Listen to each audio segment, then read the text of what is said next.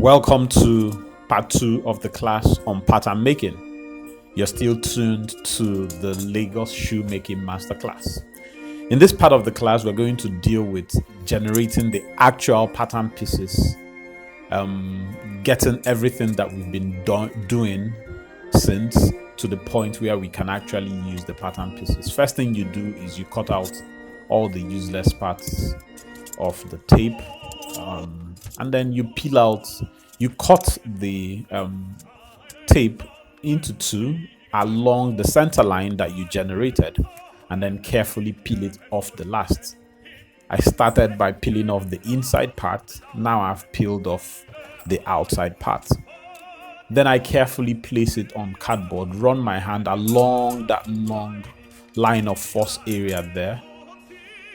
Just do the most you can to lie it flat without having so much rumples. If you have to cut a few notches at the toe area and at the heel area just to get it flat, that's permissible. Then you also reference back in all the cardinal points that you generated, your heel height, your vamp point, your counterpoint, and of course your instep. You do the same for the outside part, the lateral side. Also reference all of your cardinal points and then cut out the things from the cardboard. What we've just generated, these things that we've cut out, are known as your last copy. Some people go ahead and start designing from the last copy of the lateral side, that's the outside part, but I do not do that for good reason. I go a step further and generate what is known as a min form. I'll dwell on min forms a bit further in this presentation, but just know at this moment that min forms are basically a compromise between the outside and inside, which are not usually of the same dimensions. So to generate the min form, you trace out both last copies, matching counterpoint to counterpoint and vamp point to vamp point, and then trace them onto themselves, and then find the middle ground, especially in the vamp area like I'm doing. So you notice that the outer part is much more elongated than the inward part, so you find the middle between the two. No need to find the middle between the two in the feather edge, that is the part that goes underneath the shoe, since that goes under the shoe and you really don't need to calculate much around this feather edge area.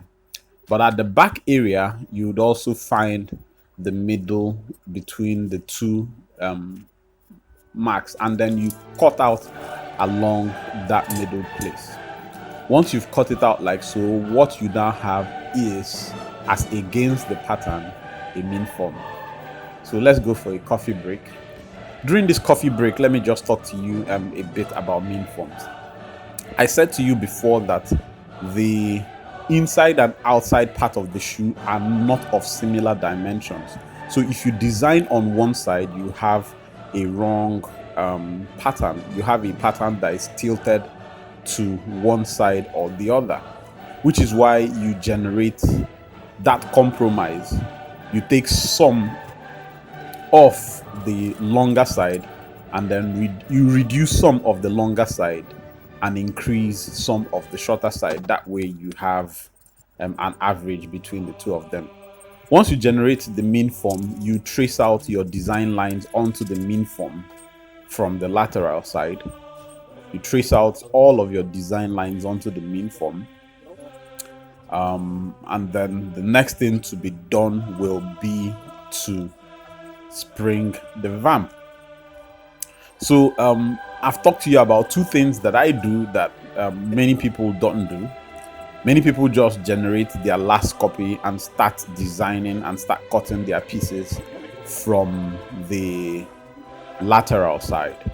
If you have a last that is not very problematic, a last that doesn't have a steep then you probably get away with it. But when you're dealing with lasts that are quite asymmetrical, you probably need to generate a min form and also spring the vamp. But what I'm doing right now is about to spring the vamp. I'm just drawing out the vamp line that we had. So divide that vamp line into two and cut it just before the middle in such a way that it is adjustable, but you've not torn it apart completely. Then you place the center line on a straight line and then rotate it until everything lies on that straight line. This is the simple method of springing the vamp. So I've simply just straightened out that curve on the last into a straight line like so. And that process of straightening it out is called springing the vamp. Having straightened it out, I'll measure the entire main form once again and find out if it corresponds to the initial standard last length that I got. In this case, I was short of about 0.5 cm, so I'm just adding that 0.5 cm at the back right there. So that process of springing the vamp cost me a shortage of 0.5 cm, which I have just factored in once again at the back of the shoe.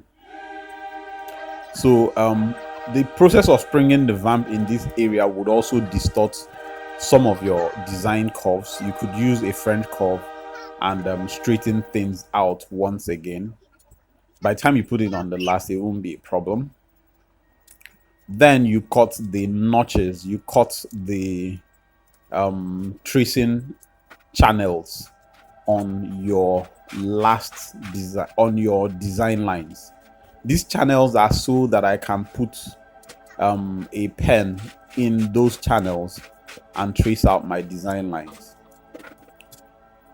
So all of these design lines, I cut channels along into them, being careful not to cut so much that I rip apart the entire pattern piece. Then I just go ahead and draw out the different pattern pieces. So let's start with the wingtip. Add our lasting allowance. I typically add about 2 cm or 1.5 cm of lasting allowance just to have sufficient leather to pull on. So the wingtip of this Oxford shoe is done right now. I cut tracing channels for the lasting allowance area. So let's cut the remaining part of the vamp. All you do is place that center line area on folded cardboard and then just trace out your design lines. Now you see this part of the vamp will have the main form. We'll have the wingtip attached to it, so we need to add a stitching allowance to that front part so that we will have something to stitch it on. Having added that stitching allowance, we just cut out that area. See, it's beginning to take shape. Now let's cut out our quarters. The quarters is the part where you have your lace holes.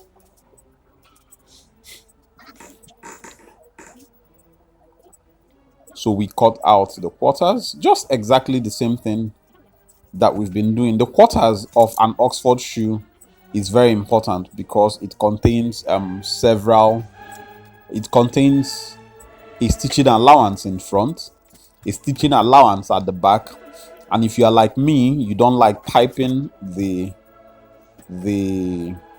top line of your shoes, it also may contain a folding allowance at the top line. So because of the way we cut it, we have to factor in a folding allowance also around that region, which is what we've just done. Then we punch in the eyelets for our lace, and the final area is the counter, which is the back part of the shoe. So let's quickly cut that out. and we would have been done with this pattern. If you have any questions, do put them in the comments.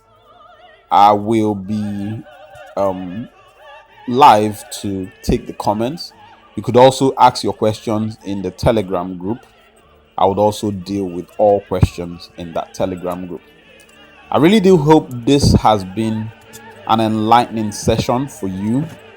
If you feel it was a little bit too fast paced, watch it again. Just watch it over and over and over again, and you'll see that you make a lot of sense out of it.